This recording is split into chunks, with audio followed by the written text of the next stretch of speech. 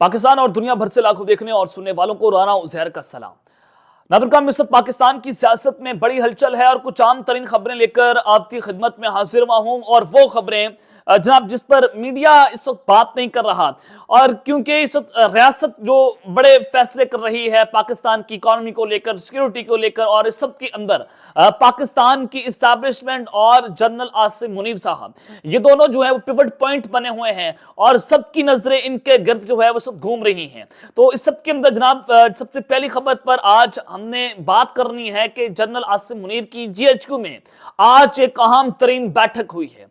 ये बैठक बहुत अहमियत की हामिल है, इसकी टाइमिंग बहुत इंपॉर्टेंट है। जो उसका इलामिया जारी हुआ है उस इलामिया से एक बहुत बड़ा और तगड़ा पैगाम जीएचक्यू की और जनरल आसिम मुनीर की जानिब से जारी कर दिया गया है। वो पैगाम क्या है उसका मुकम्मल तौर पर हमने पोस्टमार्टम करना है कि अंदर खाते इस वक्त सूरत हाल क्या बनी हुई है। और फिर दूसरी जानिब अडयाला जेल में इस वक्त हाई अलर्ट है, हंगामी मुलाकातें शुरू हो गई हैं। क्या सारा मामला है, इस वहां से क्या खबर है, इमरान खान का क्या पैगाम है, वो खबर भी आपके सामने रखनी है। और मौलाना फजल रहमान ने जनाब दोबारा हमले शुरू कर दिए हैं और ये हमले हैं पाकिस्तान के ताकतवर हलकों के ऊपर। आज क्या उन्होंने जो है वो खिताब किया और उसका क्रक्स आपके सामने रखूंगा, उसका हमने मुकम्मल तौर पर पोस्टमार्टम करना है कि उन्होंने संगीन तरीन इल्जामात लगा दिए हैं। इस हवाले से भी कुछ इंपॉर्टेंट डिटेल्स हैं। लेकिन अगर आपने चैनल को सब्सक्राइब नहीं किया, चैनल को सब्सक्राइब कर लें, बेल आइकन को दबा दें। आने वाली तमाम तर अपडेट्स आपकी खिदमत में बर वक्त पेश होती रहें।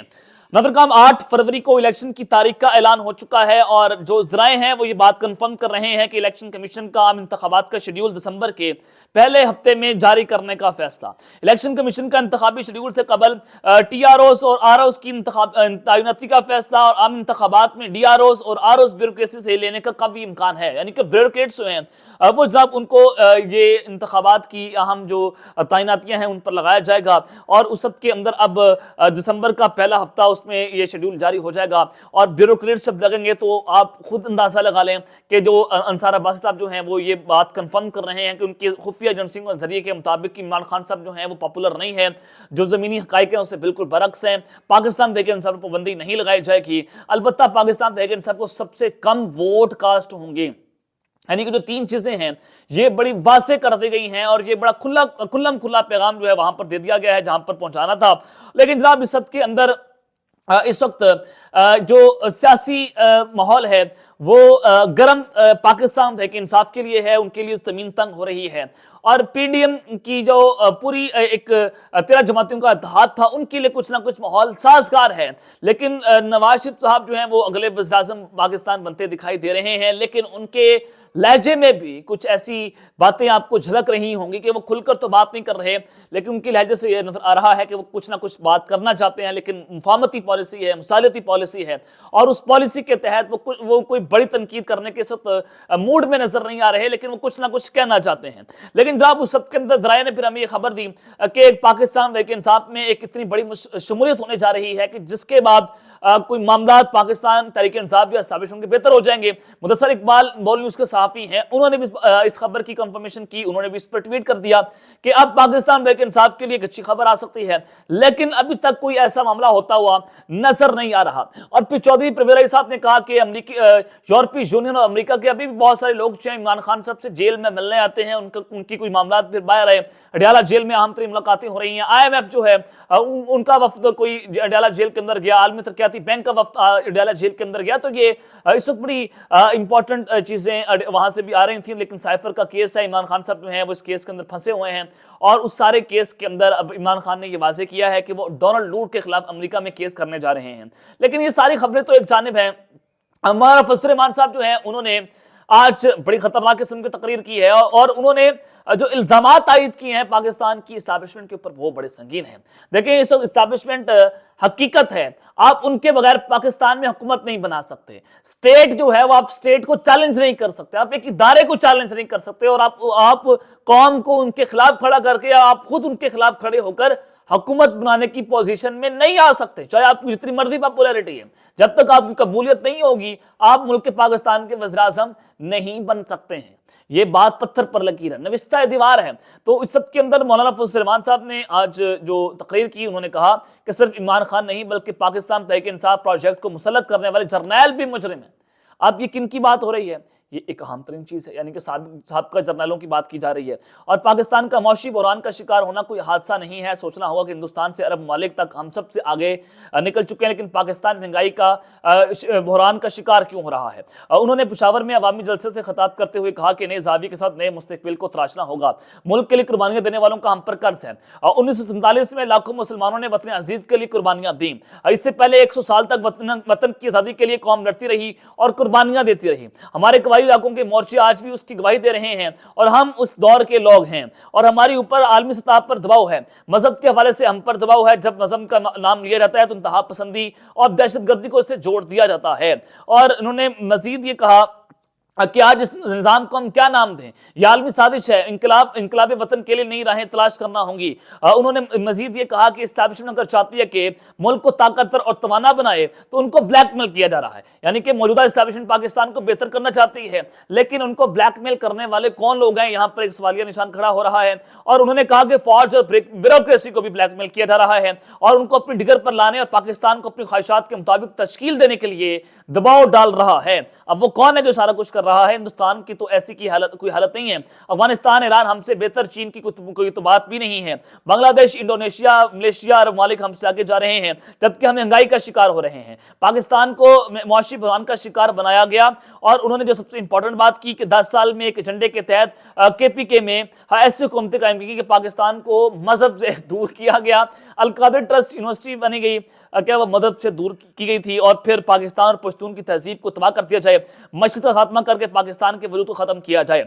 अब ये मौलाना फजल रहमान साहब ने जो है वो अपनी तकरीर में यहाँ पर बड़ी अहम तरीन बातें की, और फिर उन्होंने जो बात की कि इस्टेब्लिशमेंट मुल्क को ताकतवर और तवाना जो है वो बनाना चाहती है, लेकिन उनको जनाब ब्लैकमेल किया जाता है। और फिर उन्होंने कहा कि प्रोजेक्ट इमरान खान को मसलत करने वाले जर्नैल भी पाकिस्तान के मुजरिम है। अब ये किन की बात कर रहे हैं, लेकिन उन्होंने इसके ऊपर जो है वहाँ से कोई पैगाम नहीं दिया, लेकिन ये संगीन तरीन इल्ज़ामात जो हैं वो उन्होंने पाकिस्तान की साबका एस्टेब्लिशमेंट पर लगाने की जनाब इस वक्त कोशिश की है।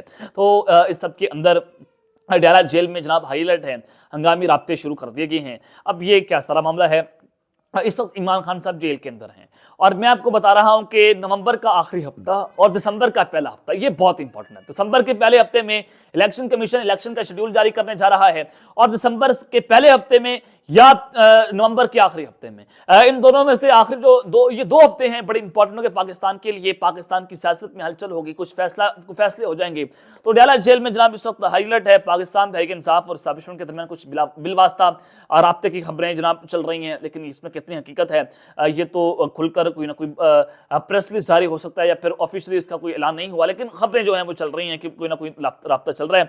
इलेक्शन कमीशन जो है वो हाई अलर्ट है, वो मैंने आपको बता दिया है। और लेकिन इलेक्शन कमीशन जो है वो इलेक्शन का जो शेड्यूल जारी करने जा रहा है उससे पहले पाकिस्तान की सियासत में एक बड़ी हलचल होगी और 30 नवंबर तक आला अदालतें जो वो एक बहुत बड़ा फैसला भी कर देंगे। साइफर केस का मामला है और उसके अलावा बहुत सारे फैसले इमरान खान के खिलाफ आ सकते हैं। और जो फौजी अदालतों का मामला है वो भी जनाब इस वक्त सुप्रीम कोर्ट में पंजाब KPK, सिंध हुकूमत, बलूचिस्तान हुकूमत और वाकई हुकूमत ने वजारत दिफा ने सिविलियंस का फौजी अदालतों में ट्रायल का फैसला सुप्रीम कोर्ट में चैलेंज कर दिया। 5 रुकनी बेंच का फैसला चैलेंज किया गया है और उसमें इस्तदा ये की गई है कि जो ऑफिशियल सीक्रेट एक्ट है उसकी जो शिक है उसको बहाल किया जाए और फौजी अदालतें जो है वो खोली जाएं और इन तमाम मुलजिमान का ट्रायल जो 9 मई के मुर्तकिब हैं उनका ट्रायल फौजी अदालतों के अंदर होना चाहिए। अब जो चीजें लग रही हैं कि 7 रुकनी बेंच बनाया जाएगा और 7 रुकनी बेंच 5 रुकनी लार्जर बेंच का फैसला कलअदम करार दे सकता है, ये खबर भी मेरे पास मौजूद है। तो ये बड़े फैसले कुछ आ सकते हैं, लेकिन इमरान खान बार बार ये बात कर रहे हैं कि मैं डटकर खड़ा हूं, लेकिन इस वक्त चीजें और पॉलिटिकल डायनामिक्स और जो सियासी रुख है वो तब्दील होता हुआ जनाब दिखाई दे रहा है। अब जनरल आसिम अली साहब जो हैं वो भी इस वक्त एक्टिव हैं और पाकिस्तान को बड़ी बहुत फ्रंट्स के ऊपर जो है वो बड़ी मुश्किलात का सामना है, चाहे वो पाकिस्तान की सिक्योरिटी सूरत हाल हो, दहशतगर्दी की सूरत हाल हो, बॉर्डर्स की सूरत हाल हो, अफगान मुहाजिरीन का मामला हो, ये चीजें बड़ी इस वक्त इंपॉर्टेंट है। इकॉनमी का मसला पाकिस्तान के लिए, IMF की डील, उसके बाद फिर महंगाई की लहर आना, डॉलर इस वक्त महंगा होता चला जा रहा है। तो जनाब इस सब के अंदर जनरल आसिम अली साहब की जो आज GHQ के अंदर अहम तरीन बैठक हुई है और उन्होंने अब तक का सबसे बड़ा ऐलान जो है वो भी कर डाला है।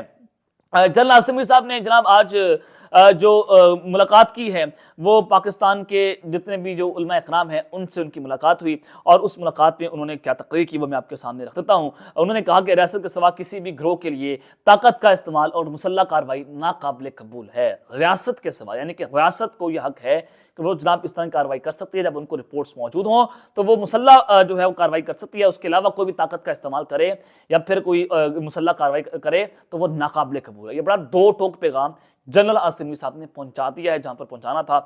अदम बर्दाश्त और इंतहा पसंदी रवैये की कोई जगह नहीं है, यानी कि इंतहा पसंदी जो की गई पाकिस्तान तहरीक इंसाफ जुनून में किया गया, अब इसकी हमारे पास कोई जगह नहीं है, जीरो टॉलरेंस है। वही मैं अपने पिछले व्लॉग में आपको बात कर रहा था कि अब अंदर गमा गुस्सा है जुनून में हुआ है, तो अब इसमें पाक फौज के लिए कोई जीरो टॉलरेंस उनकी जानिब से दिखाई जा रही है। उलमा मुशाइख गुमराहकुन प्रोपेगेंडे और अंदरूनी इख्तिलाफात को दूर करने में किरदार अदा करें। और पाक फौज की शोबा ताल्लुकात आमा के मुताबिक chief of army staff general आसिमी से उलमा इकराम और मुशाइख ने मुलाकात की। उलमा इकराम और मुशाइख ने मुतफिका तौर पर इंतहा पसंदी, दहशतगर्दी और फिरका वारियत की मजम्मत की। बगैर किसी मजहबी सूबाई या किसी और इम्तियाज से पाकिस्तान तमाम पाकिस्तानियों का है और बगैर किसी कबायली, नस्ली, लसानी और फिरका वराना या किसी और इम्तियाज से भी पाकिस्तान तमाम पाकिस्तानियों का है। आर्मी चीफ जनरल आसिम साहब ने मजीद ये कहा कि जनाब पाकिस्तान जो है उसको सिक्योरिटी फोर्सेस की अंतर कोशिश के लिए हम अपनी हमायत पाकिस्तान के लिए हमेशा जारी रखेंगे। उलमा क्राइम और मुशाइख ने कहा कि इस्लाम अमन और अमहंगी का मजहब है और बाज़ नासिर की मजहब की मशक़शुदा तशरीहात सिर्फ उनकी ज़ाती मफादात के लिए हैं। आर्मी चीफ जनरल आसिम साहब ने कहा कि उलमा कराम जो है वो गुमराहकुन प्रोपेगेंडा की तशहीर के लिए उसको रोका जाए, उस पर जनाब जोर दे और गुमराहकुन जो प्रोपेगेंडा किया जा रहा है और अपने अंदरूनी इख्तलाफात को भूल कर जनाब आप जो है एक पाकिस्तानी होने का जोर दें। ISPR के मुताबिक फोरम ने मुतफिका गैर कानूनी मुकीम गैर मुल्कियों की वतन वापसी की हिमायत की और फोरम ने हुकूमत पाकिस्तान के दस्तावेजी निज़ाम या पासपोर्ट के नफाज की हिमायत की है। ये बड़ा इंपॉर्टेंट था और फोरम ने इंसदाद दहशतगर्दी, स्मगलिंग, जखीरा अंदोजी और बिजली चोरी के खिलाफ इकदाम की हिमायत की है। फोरम ने अफगान सरजमीन से पैदा दहशतगर्दी पर पाकिस्तान की मौक़िफ़ और तहफ़्फ़ुज़ात की भी मुकम्मल हिमायत की है और फोरम ने पाकिस्तान के तहफ़्फ़ुज़ात दूर करने के लिए अफगानिस्तान पर संजीदा इक़दाम पर जोर दिया है। अब जनाब ये कुछ बड़े तगड़े फैसले जनरल आसिम साहब जो है उनकी जानिब से ले लिए गए हैं और उन्होंने बड़ा वाज़ेह कह दिया कि अदम बर्दाश्त, जीरो टॉलरेंस है, जिन्होंने जनाब ये सारा कुछ पाकिस्तान की सियासत में कुछ करने की कोशिश की है। तो अब तक लेते हैं, अपना ख्याल रखिएगा और इस संग में पाकिस्तान जिंदाबाद।